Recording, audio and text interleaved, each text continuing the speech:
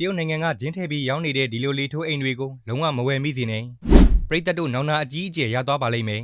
ဒီအိမ်လေးတွေကိုရုတ်တရက်ကြည့်လိုက်ရင်တော့လေလေးထိုးထည့်လိုက်ရုံနဲ့အိမ်အလုံးလိုက်ပုံစံလေးပေါ်လာပြီးတော့ချက်ချင်းလက်ငယ်ဝင်နေလို့ရတာကြောင့်အချိန်ကုန်လူပင်ပန်းတက်တာတွေခရီးတွေဘာတွေသွားတဲ့အခါမှာအရန်ကိုအသုံးဝင်နေဆိုပြီးတော့လူတွေကထင်ကြပါတယ်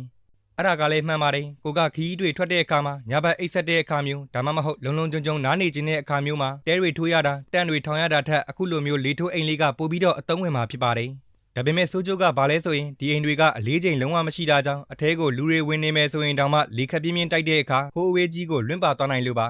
ဒါကြောင့်မို့လို့တခါတလေတရုတ်နိုင်ငံရဲ့မိုးကောင်းကင်ပေါ်ကိုမော့ကြည့်လိုက်တဲ့အခါမှာဒီလိုမျိုးလေထိုးအိမ်ကြီးတွေလွင့်ပြန်နေတာကိုမြင်တွေ့နိုင်ပါတယ်ဒီကုန်းသက်ပြောချင်တာကတော့ဒီလိုမျိုးလေထိုးအိမ်တွေကိုအကြောင်းမသိပဲဝယ်ရင်လေထဲကိုလွှင့်ပြီးတော့ကမောက်ကမတွေဖြစ်ကုန်နိုင်ပါတယ်ဒါကြောင့်မလို့မဖြစ်မနေအရန်ကိုမှဝယ်ခြင်းတပဆိုရင်တော့ဒီအိမ်လေးတွေကိုလေထိုးပြီးနေထိုင်တော့မဲ့အခါမျိုးမှာအထဲကိုကြောက်တုံးခက်လေးလေးကြီးတွေထည့်ပြီးဖိထားဖို့အတွက်အကြံပေးလိုက်ရပါတယ်နော်တရုတ်နိုင်ငံကဂျင်းထည့်ပြီးရောင်းနေတဲ့ဒီလိုလေထိုးအိမ်တွေကိုလုံးဝမဝယ်မိစေနဲ့ပရိသတ်တို့နောင်နာအကြီးအကျယ်ရသွားပါလိမ့်မယ်